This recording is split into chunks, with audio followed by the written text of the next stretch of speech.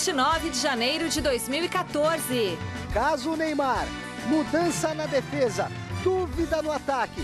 Já já o Santos, que pega logo mais à noite o Corinthians. Mano Menezes esconde a escalação do Corinthians, que tem Alexandre Pato.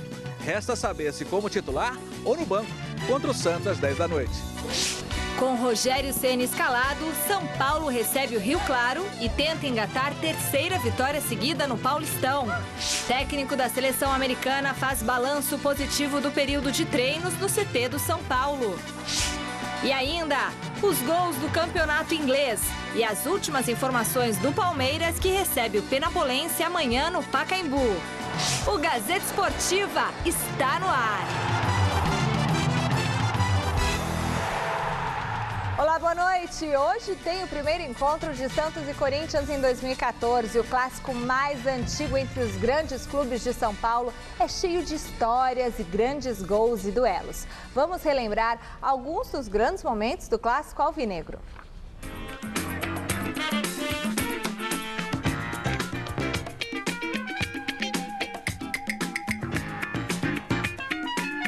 O duelo alvinegro envolvendo Santos e Corinthians é o confronto mais antigo da história do futebol paulista. A primeira partida entre os dois times aconteceu em 22 de junho de 1913. Uma vitória do time praiano por 6-3 no Parque Antártica. De lá para cá, muitos personagens se tornaram protagonistas da história desse confronto. Pelé liderou um tabu santista de 11 anos sem perder para os paulistas, até que Flávio e Paulo Borges colocaram um fim nessa fila corintiana. Serginho Chulapa também deixou a marca dele na final do Paulistão de 84 e garantiu o título ao time da Vila Belmiro. Serginho!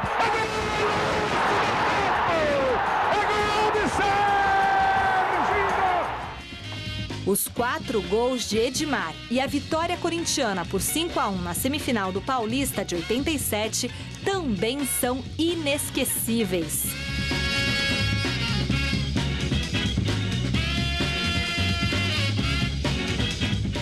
É impossível não lembrar do gol de placa de Marcelinho Carioca em 96. Olha o Tupã. Tocou para Marcelinho, que jogada, que golaço, golaço, golaço, golaço, golaço, gol do Corinthians, Marcelinho Carioca.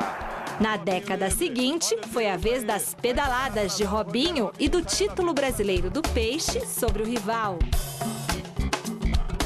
Em 2005, Carlitos Tevez e companhia comandaram a goleada corintiana por 7-1 diante do time praiano.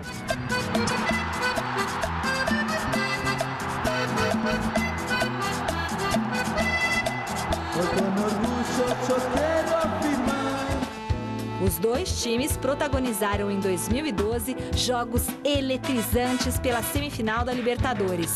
Na primeira partida, Emerson Sheik fez um golaço na Vila Belmiro e garantiu a vantagem do empate no jogo derradeiro. Uma semana depois, a igualdade por 1-1 no Pacaembu levou o Timão a decidir o torneio contra o Boca Juniors. Dos últimos 5 campeonatos paulistas, 3 foram as finais decididas com clássico entre esses clubes alvinegros. Em 2009, Ronaldo deu um show na Vila Belmiro com 2 golaços. Não tem condição, fez o corte, Ronaldo, por cobertura, pintou golaço, e que golaço! E no jogo seguinte, no Pacaembu, um empate garantiu o título para a equipe na época treinada por Mano Menezes. Em 2011, foi a hora do troco praiano. Novamente, uma final entre os dois times, mas dessa vez quem venceu foi Neymar e companhia. 2-1. Festa na Baixada. Santos, campeão paulista de 2011. No ano passado, o Paulistão outra vez teve uma final alvinegra. Vitória corintiana por 2-1 no primeiro jogo e um empate em 1-1 na segunda partida fizeram do Timão o campeão estadual de 2013. Os dois times já se enfrentaram 313 vezes, sendo 124 vitórias do Corinthians contra 98 triunfos santistas e 91 empates.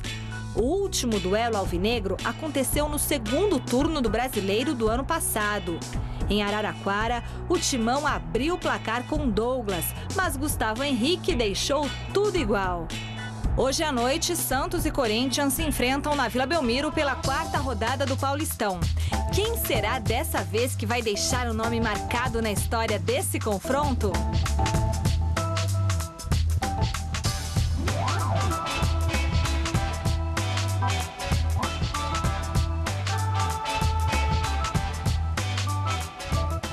Grande noite para você que acompanha o Gazeta Esportivo. É um clássico de muita rivalidade.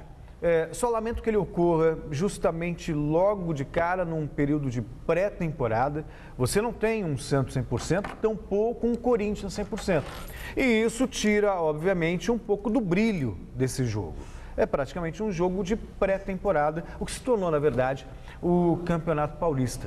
E lamento muito, eu ainda entendo que, do ponto de vista do marketing, os campeonatos no Brasil eles são muito mal elaborados. Ora, um clássico como esse você tem que explorar de todas as maneiras, com os reforços das equipes em plena forma. Claro que você pode ter uma contusão ou outra, mas enfim, apresentar as caras novas, criar um clima para o jogo. Agora você tem um jogo como Santos e Corinthians numa quarta-feira à noite, num início de temporada. Quer dizer, então você não tem aqueles elementos, aqueles ingredientes que tornam esse jogo com o sabor que deveria ter. O sabor da rivalidade, o sabor de ser o clássico mais antigo do futebol paulista. Chico Lang, boa noite. Boa noite, meu caro Celso, boa noite, minha cara Michele, boa noite a todos vocês. Eu já penso diferente. Santos e Corinthians é um grande jogo e vai ser um grande jogo hoje também.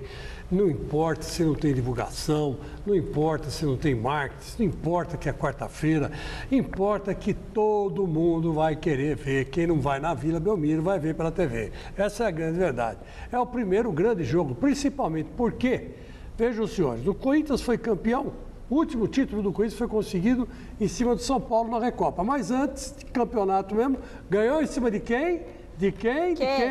Do Santos. Santos. Muito bem, meus alunos. Muito bem, telespectador. Lembrou, né? Aquele gol do Danilo.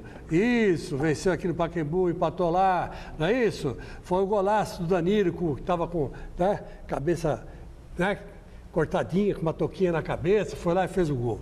Aí o Santos ganhou a Copinha, que já tem um time muito mais bem elaborado, mais trabalhado que o do Corinthians, não é a Copinha. E agora vai ser o tira-teima, né? Agora você pergunta para os dirigentes do Santos se eles querem trocar a Copinha pelo Campeonato Paulista. Eles vão falar sim, porque o Corinthians tirou o tetracampeonato paulista do Santos. Está lembrado disso? Os caras esquecem. Os caras esquecem isso aí. O Corinthians tirou o tetracampeonato paulista do Santos o ano passado. Os caras derrubaram o Muricy por causa disso. Derrubaram o Muricy por causa disso. Não é um clássico qualquer, não é um clássico qualquer, me desculpe, é a vingança santista. Para você fala, mas isso é um absurdo, não é absurdo? É assim que os dirigentes lá, a cabeça, né, de quitandeiro que tem na Vila Belmiro, pensam. Eles pensam desse jeito. Então, se o Oswaldo hoje, por um acaso, perder do Corinthians, coitado, não dura mais um mês. Não dura mais um mês. Aí vão achar que ele enrola demais, que o cabelo dele, não, pensando bem, não está bem cortado, né? Que ele anda meio esquisito. Em todo fim de jogo, quando a torcida xinga, ele manda a torcida para aquele lugar fazendo gestos obscenos. Então, já vão começar a achar 1000 defeitos no cara, porque Santos e Corinthians é complicado quando o Santos perde. E o Corinthians, só para lembrar vocês, meus amigos, foi um dos pouquíssimos times que ganhou um título lá na Vila. Pouquíssimos times. Pouca gente ganhou título na Vila. O Corinthians ganhou ano passado. Então está todo mundo por aqui, como diria aquela bicha da TV, né? Por aqui, né? Com o negócio do Corinthians. Então, vai ser um belo jogo, para não falar uma bobagem. Vai ser um belíssimo jogo. Os caras vão dá sangue em campo, um vai querer ganhar do outro. Pode assistir. Você que está em casa, vote na enquete do site gazetesportiva.net. O assunto só poderia ser o Clássico Paulista. Qual será o resultado do duelo entre Santos e Coringão? Vence o Peixe, dá empate ou o Timão leva mais um clássico na temporada? Acesse gazetesportiva.net e vote o resultado no final do programa de hoje. Placar, Vou Celso inventar um neologismo, nem sei se existe. Não é murismo. Para mim vai dar empate. Murismo, tá. Não, para mim vai dar Corinthians. Corinthians, Corinthians é um time muito mais experiente, muito mais tranquilo, bem armado. Que perdeu para o São Bernardo sábado. Perdeu para o São Bernardo sábado por causa do Y e do Pato, que o nosso querido Mano Menezes resolveu fazer um teste, né? Um teste com quem ele já sabe que foi testado 500 vezes e que não serve. Né? Mas, enfim, hoje não vai ter teste, então dá Corinthians. A quarta rodada do Campeonato Paulista começou ontem com a primeira vitória do Audax na competição, logo em cima do São Bernardo, que estava com 100% de aproveitamento. No ABC Paulista, o São Bernardo perdeu o primeiro jogo no campeonato. Contra o Audax Osasco, Thiago Silvia, aos 37 do segundo tempo, garantiu os 3 pontos à equipe visitante.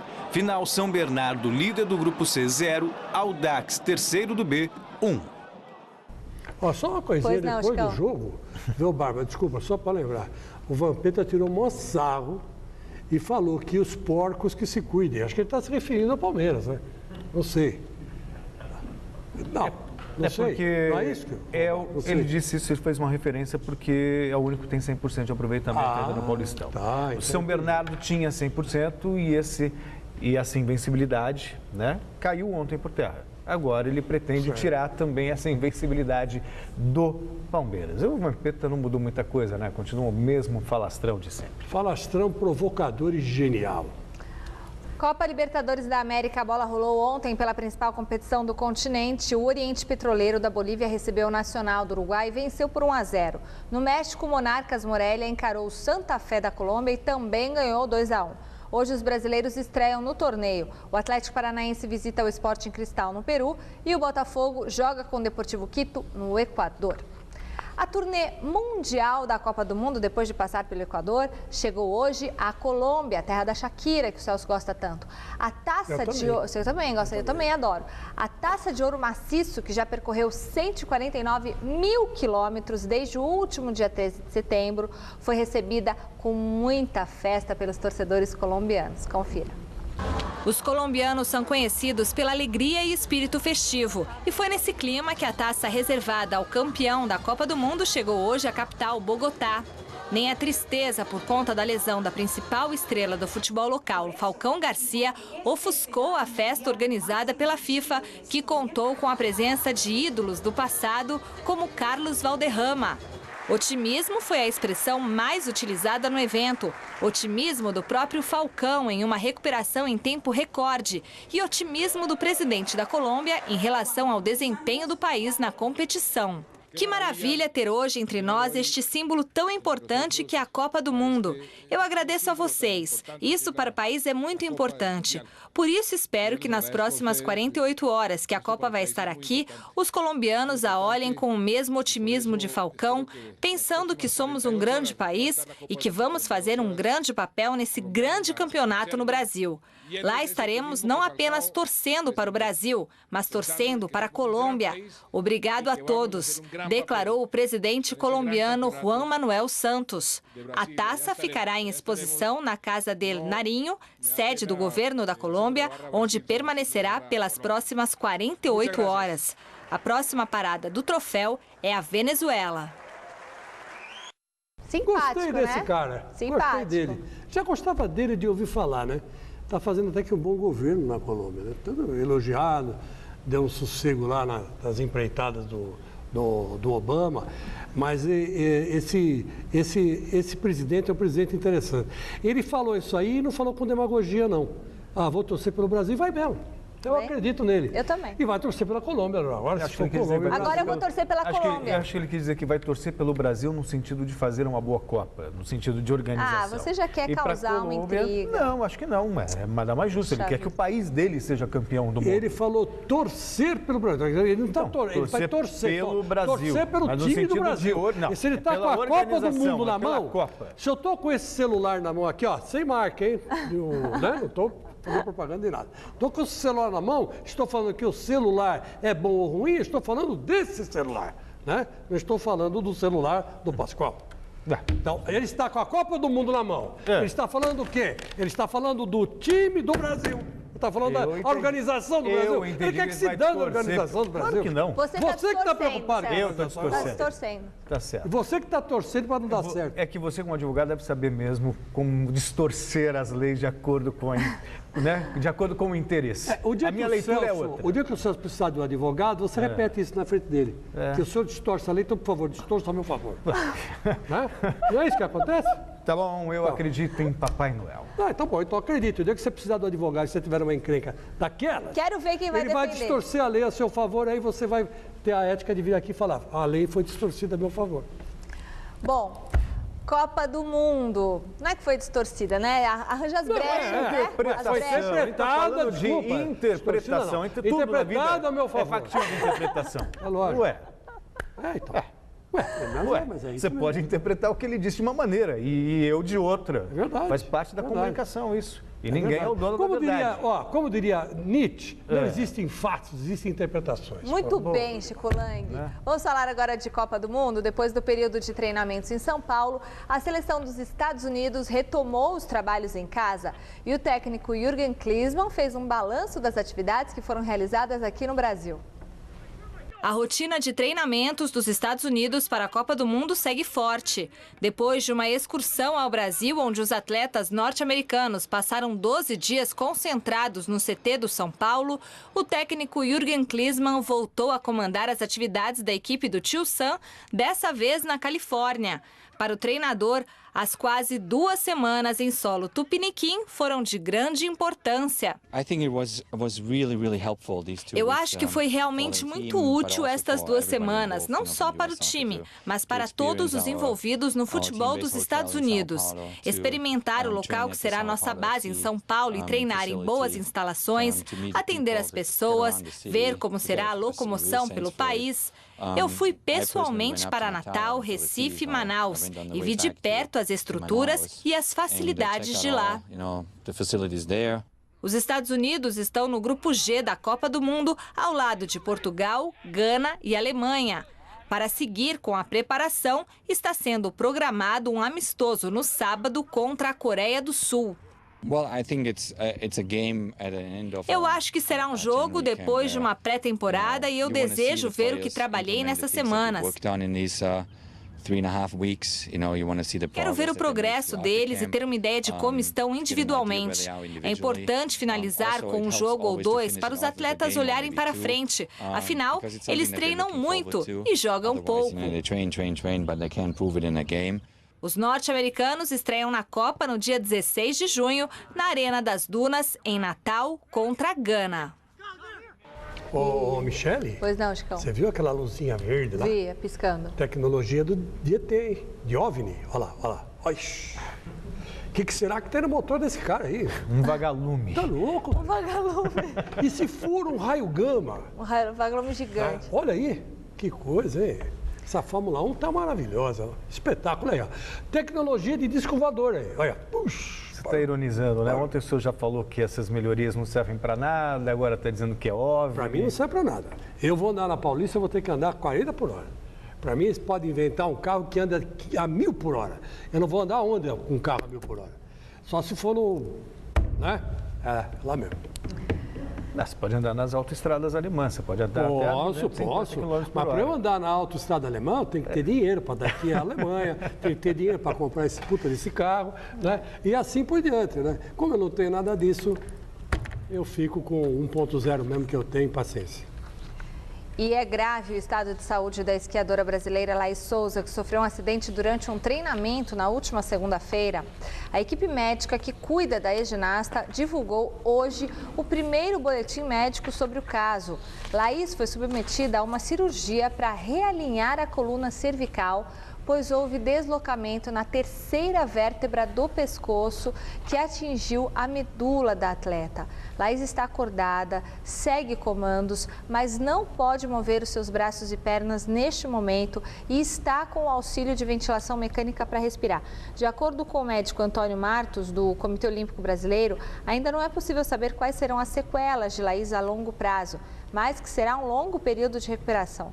A mãe da atleta viajou aos Estados Unidos para acompanhar a recuperação e a gente pede realmente as orações de todos para que ela se recupere, para que ela fique bem, porque como o Chico Lang falou ontem, o estado é bem complicado, né, Chico? E o mais triste, desculpa, Chico, mas o mais triste de tudo, além do acidente, das causas desse acidente, hoje ela não tem movimentação alguma. Quer dizer, só esse fato noticiado já causa muita tristeza. Mas o que causa uma tristeza tão grande quanto é o estado psicológico da Laís. Porque veja só, ela faz do esporte a vida dela, quer dizer, então é treinamento atrás de treinamento, em busca da melhor performance, em busca da excelência, e de repente acontece um acidente desse que te priva de qualquer movimento. Então ela precisa de um trabalho psicológico desde já, para que ela possa superar esse problema,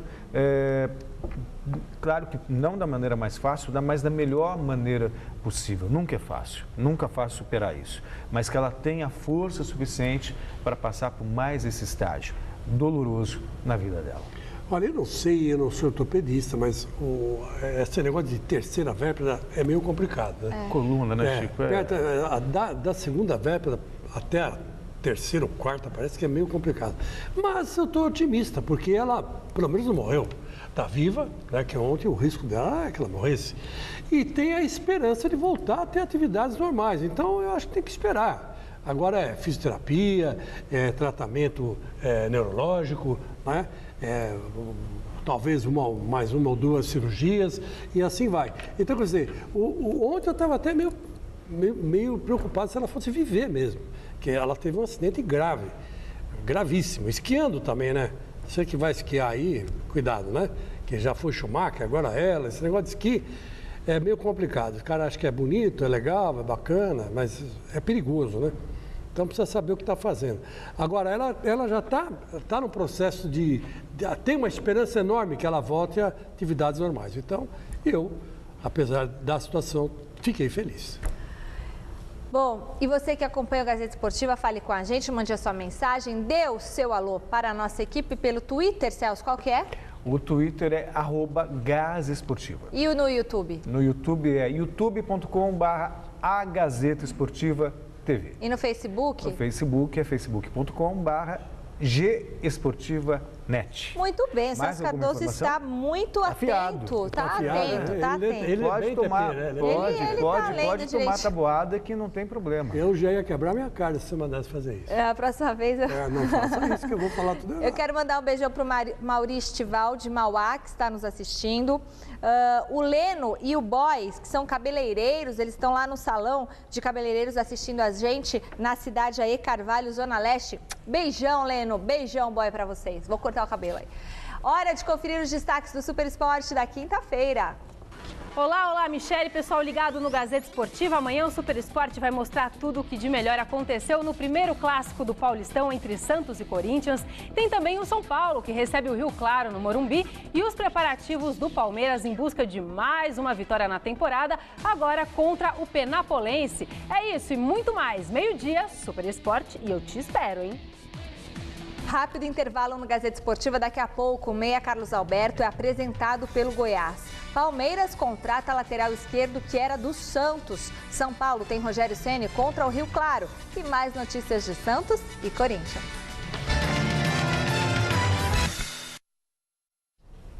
Com passagens de destaque por Porto, Corinthians e Vasco, o meia Carlos Alberto é o novo reforço do Goiás. Aos 29 anos, o meia Carlos Alberto foi apresentado ontem como grande reforço do Goiás para a temporada 2014. Ele recebeu a camisa 10 esmeraldina das mãos do presidente Sérgio Rassi. Vim para cá porque acredito no projeto, nas pessoas que estão aqui, né? E o Goiás tem esse perfil de acolher bem, né? Principalmente no meu caso, que eu preciso retomar o futebol depois de estar um tempo inativo, não por minha causa, mas assim, vi outros casos de outros jogadores que precisavam, digamos assim, ser tratados, né? E aqui foram muito bem tratados e voltaram a jogar bem. Sem jogar há 6 meses por conta de uma punição de doping revogada em dezembro, Carlos Alberto não sabe quando vai estrear. Pelos testes que eu fiz, meus níveis de força estão muito bons para quem estava sem jogar. É lógico que tem uma coisa ou outra de estar destreinado, mas eu não tenho problema com peso, então acho que o mais rápido possível eu vou voltar a jogar. Meus amigos, o Carlos Alberto é um grande jogador. O problema do Carlos Alberto é extracampo, né? Ele é meio, como diria um amigo meu, ele é meio 13, sabe o cara 13? O cara 13 é o cara meio atravessadaço, né? Tem dia que você dá bom dia, ele não te dá, tem dia que, né? Ele te dá bom dia, você está no meio de uma reunião, ele vem sorrindo, a reunião está tensa. É o cara 13, faz tudo o contrário que os outros fazem, né? E além de ser um pouco mala, né? Mas enfim, isso é fora de campo. Dentro de campo, ele tem estilo, ele sabe jogar, ele teve uma passagem maravilhosa pelo Corinthians, teve uma boa passagem pelo São Paulo também, não se pode dizer, né? Jogou no Vasco, talvez o Vasco foi a melhor passagem dele nos últimos tempos, tenha sido lá, né? Mas apareceu jogando no Fluminense, foi para o Porto, né? E fez um sucesso danado na Europa. E, segundo dizem aí, ele precisa tomar antidepressivo para conter as emoções e tudo mais. Mas, enfim, é um grande jogador. Aos 29 anos, é muito novo ainda, tem muita bola pela frente. É uma pena que ele não tenha transformado a carreira dele realmente, né?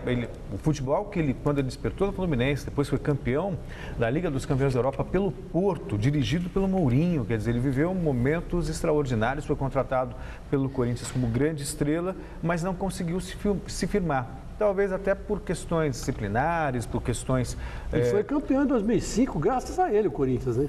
Porque o Roger machucou, né? A participação dele foi importantíssima. O Roger Chinelinho, que era jogador para a seleção brasileira, mas infelizmente não conseguiu se firmar, não foi à altura da expectativa que foi criada em torno dele. Em Minas Gerais, o grande objetivo dos rivais Cruzeiro e Atlético é a conquista da Copa Libertadores. Enquanto a competição internacional não começa para as duas equipes de Belo Horizonte, elas vão fazendo experiências no Campeonato Mineiro. Depois de uma vitória magra por 1-0 contra o URT pela abertura do Campeonato Mineiro, o Cruzeiro voltou aos treinamentos visando aprimorar a preparação para uma temporada puxada. Um dos destaques do jogo-treino contra o Asa de Angola, realizado nesta terça-feira na Toca da Raposa 2, foi o novato Marlone, recém-contratado junto ao Vasco da Gama.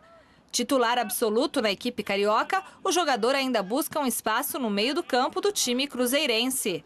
Eu quero chegar no sapatinho sem empurrar ninguém, até porque manteve a mesma base do ano passado, mas... com certeza, quando eu tenho minha oportunidade, se eu falar aqui que não quero ser titular, eu estou sendo hipócrita. Mas eu quero trabalhar para quando chegar a oportunidade eu corresponder e, com certeza, pegar uma sequência aí, né? O Cruzeiro volta a campo neste sábado para encarar a Caldense fora de casa pela segunda rodada do estadual. Mesmo tendo a Copa Libertadores pela frente, com estreia marcada para o próximo dia 12 de fevereiro no Peru contra o Real Garcilaso, ninguém na Toca da Raposa fala em priorizar uma competição em detrimento da outra. Os titulares não estão sendo poupados. A gente sabe o valor que tem também do título estadual, a gente sendo campeão, vamos lutar para ser campeão.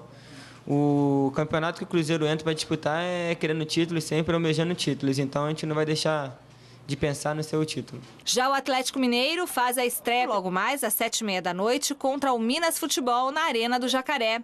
Sem nenhum lateral esquerdo de ofício à disposição, o técnico Paulo Autuori ainda não decidiu quem será improvisado para atuar pelo lado do campo.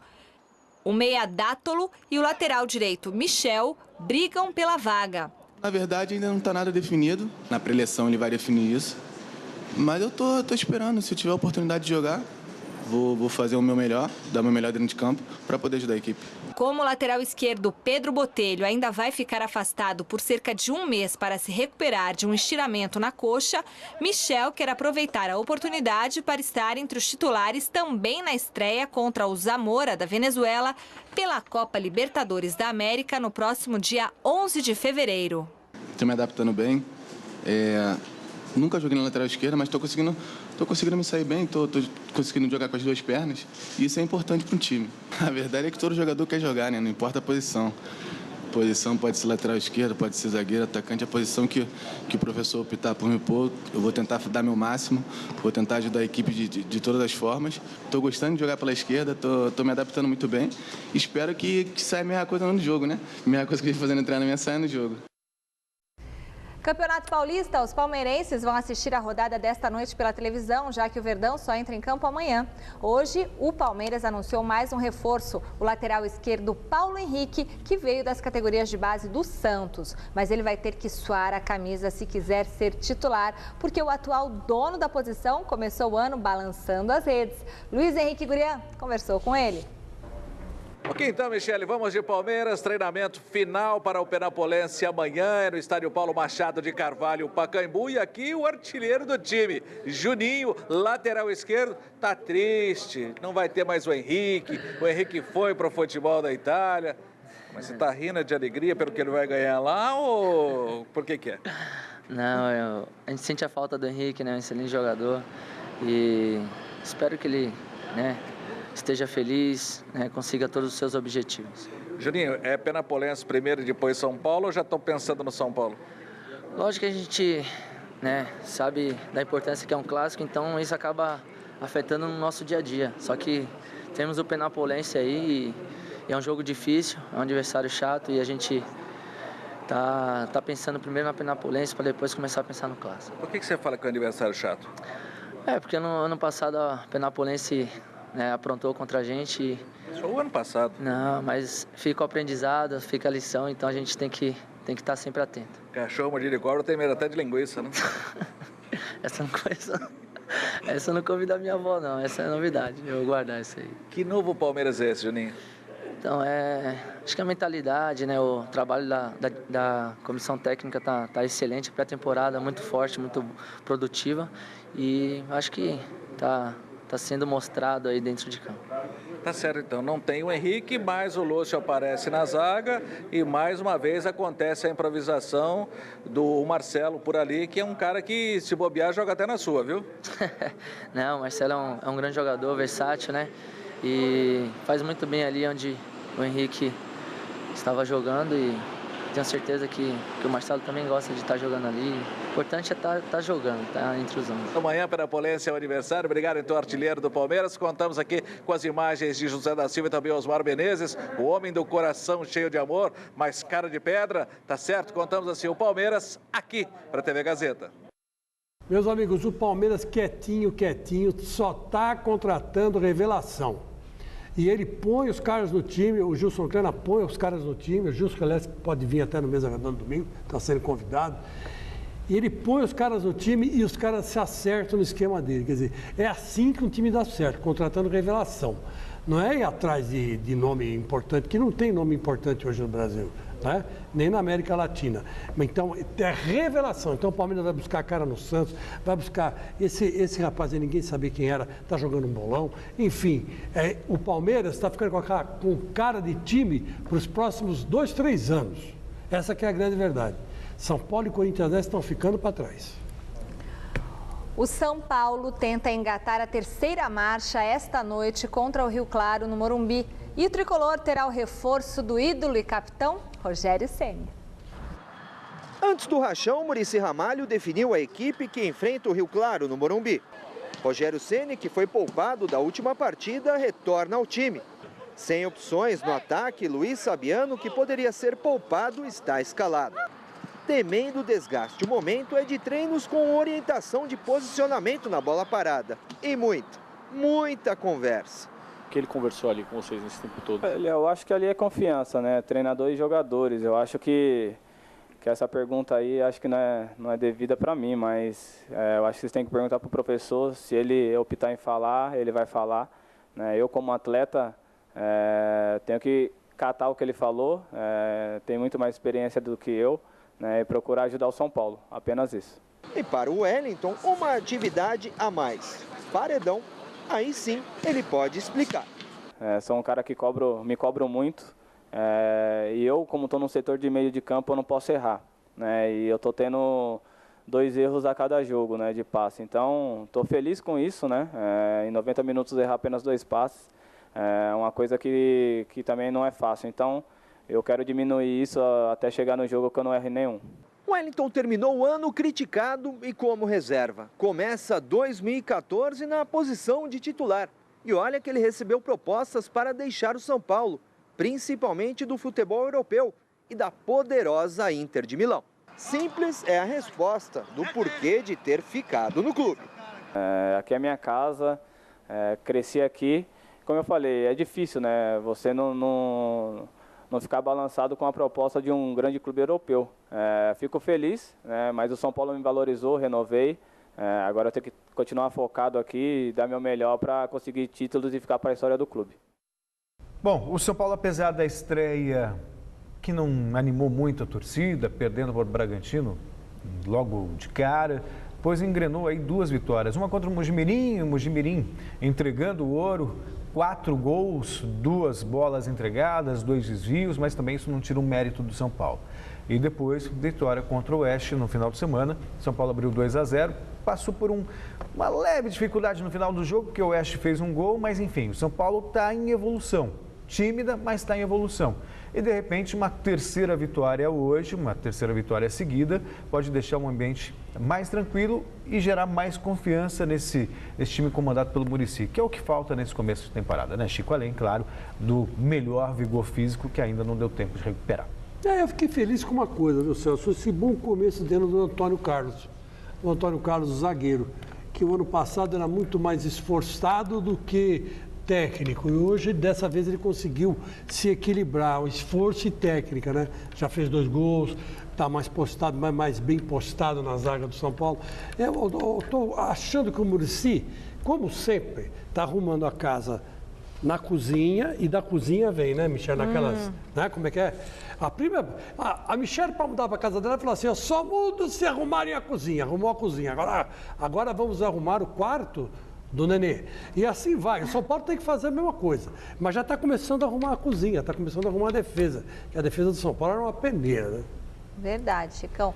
E voltamos a falar do clássico da rodada, fervendo fora de campo. O Santos ainda tem desfalques na equipe que enfrenta o Timão esta noite na Vila Belmiro. É o que mostra a reportagem de Alexandre Silvestre. Clima quentíssimo nos bastidores do Santos. As explicações do pai do Neymar sobre os valores da nebulosa venda do filho para o Barcelona subiu a temperatura na situação e oposição do clube. No campo, muito calor também para todos os profissionais em questão. Sensação térmica de 40 graus no treinamento de ontem. Oswaldinho se esconde do sol, evita uma insolação. Mas a moringa do professor também está fervendo com outros assuntos extracampo.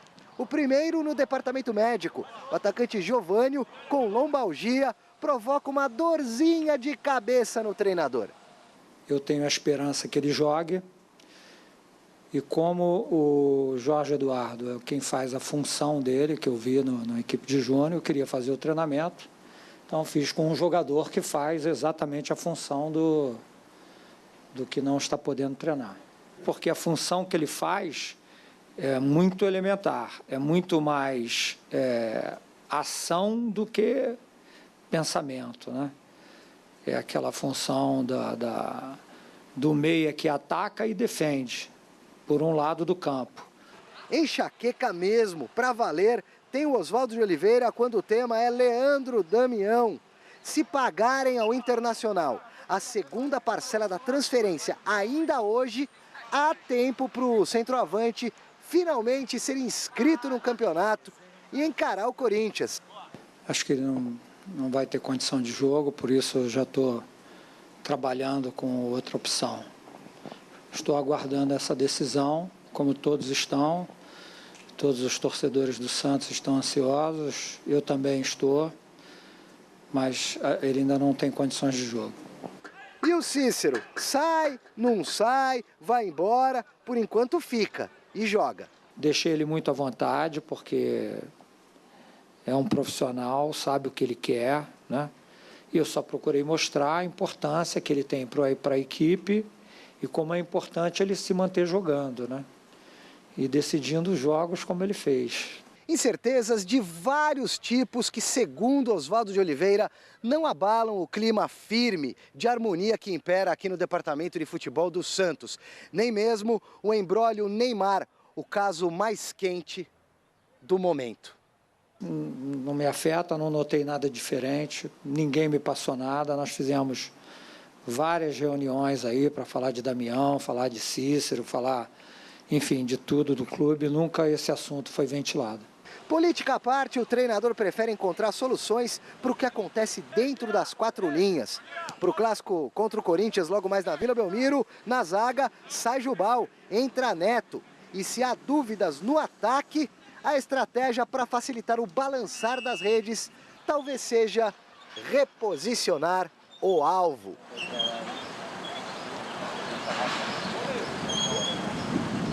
Bom, sobre o jogo em si, a gente vai falar do Corinthians ainda, a gente pode falar na sequência. Queria voltar ao caso Neymar, a coisa cada vez mais nebulosa.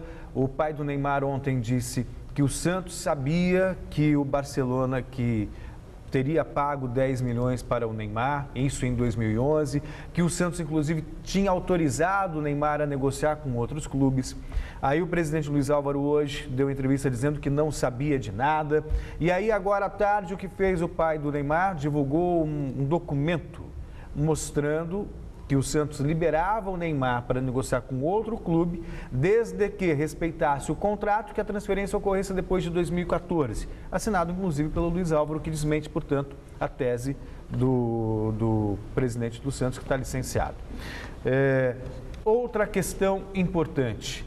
E o Ministério Público Federal pede à Receita informações sobre a empresa NN, que é do Neymar, com o pai, né? Eles têm o pai administra a questão financeira do jogador, pede informações para saber também se houve sonegação de impostos. Portanto, se o caso é investigado na Espanha, porque envolve o Barcelona, começa a haver investigação aqui também no Brasil, Chico. É o que se esperava que acontecesse, né? Que a gente falou isso, né? Até porque é um escândalo internacional. Lá fora está dando um maior bochicho. Caiu o presidente do Barcelona, um dos maiores times do mundo, né?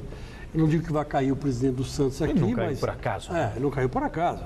Houve uma falcatrua aí, né?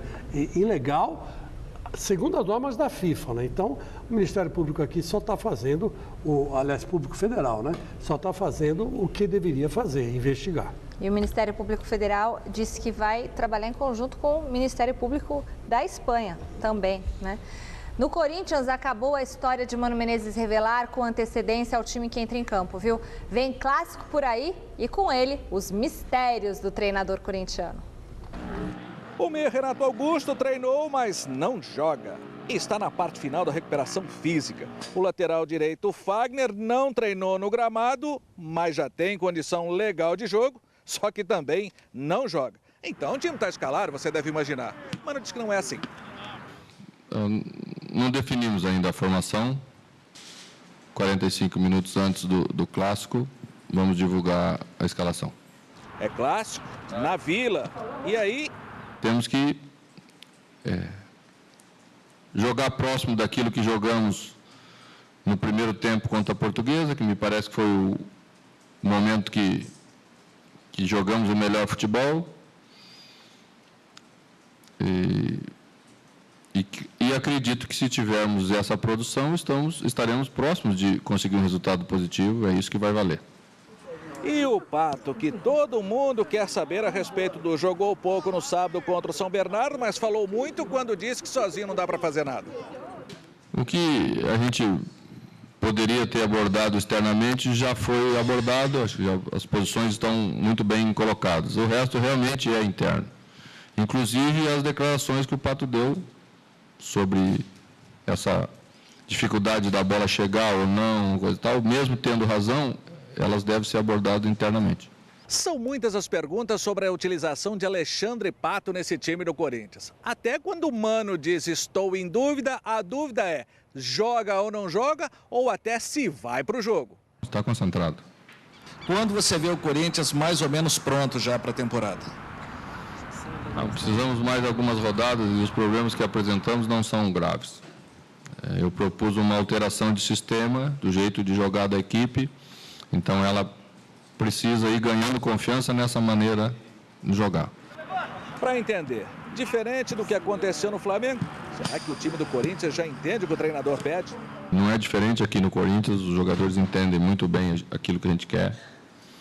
E o dia que não entenderem, aí nós vamos tratar lá dentro, onde é o lugar da gente conversar esse tipo de assunto. Não é justo o técnico chegar pós-jogo e dizer, o time não foi bem porque esse ou aquele não cumpriu aquilo que eu determinei para cumprir. Se não cumpriu, nós vamos resolver lá dentro.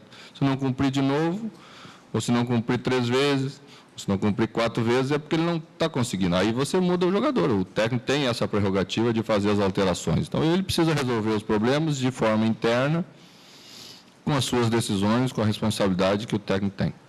Oswaldo de Oliveira falou em mais tempo de descanso para o Corinthians, que jogou no sábado, enquanto ele, Oswaldo de Oliveira, jogou no domingo. 24 horas de diferença entre uma partida e outra. Fica tudo igual ou é choradeira para não entrar na conversa? Se ele considerar que teve uma grande vantagem em relação ao Corinthians, porque jogou com o Ituano um dia depois, a gente jogou no sábado e ganhou um dia menos no jogo anterior. Então, a hora você tem um pouquinho de prejuízo, depois você tem um pouquinho mais de horas para jogar, e o campeonato é assim. Não pedi para jogar no sábado. Aliás, não gosto de jogar sábado às 9 da noite. Um horário ruim de jogar futebol, não é feito para jogar futebol às 9 da noite. E não vamos para Santos pensando que temos uma vantagem significativa para jogar com o Santos. Não vamos cair nessa armadilha aí, não. O jogo será duro. Bom, tudo bem, eu entendo o Mano Menezes, mas peraí, né? Então, é o 4º jogo da temporada, para que esconder o quê? Todo mundo sabe que o Corinthians vai jogar como jogou contra a Portuguesa, não tem segredo nenhum, pode ter uma ou outra mudança, né? Mas, enfim, eu acho que vai ser um grande jogo, já disse. O Santos tem muito mais motivo para ganhar do Corinthians do que o Corinthians do Santos, né? Porque o Corinthians foi campeão lá, derrubou o Muricy, evitou que o Santos fosse tetracampeão. Isso por si só já é motivação suficiente. E se o Oswaldo de Oliveira perder, perder para o Mano Menezes, adeus, pode voltar lá para o Rio de Janeiro que está tudo certo. Aliás, o sol de Santos é ruim, o bom é do Rio de Janeiro. Por isso que você não toma sol de Santos. Ainda é cedo para isso, Chico. Não acredito nisso, não. Sobre o Mano Menezes fazer testes, tem que fazer agora mesmo. O que importa é Copa do Brasil e Campeonato Brasileiro. Corinthians foi campeão paulista o ano passado e aí quase mergulhou numa crise porque não foi bem no Campeonato Brasileiro. Ou seja, não resolve. Fim da enquete, o clássico vai dar Santos, Celso Cardoso, 49% dos votos. Eu quero aproveitar e mandar um beijão para o aniversariante do dia, o grande câmera Claudinei Braghini, com quem eu tive o prazer de trabalhar muitas vezes lá no programa Mulheres há muito tempo. Claudinei, um beijo para você, muita saúde e felicidade. A gente se encontra amanhã aqui. Tchau. Cuidado com o helicóptero, Claudinei. Parabéns. Até daqui a pouquinho no Jornal da Gazeta. Um abraço, amigão velho. Estamos na mesma idade já quase. Opa, tchau. 50 anos.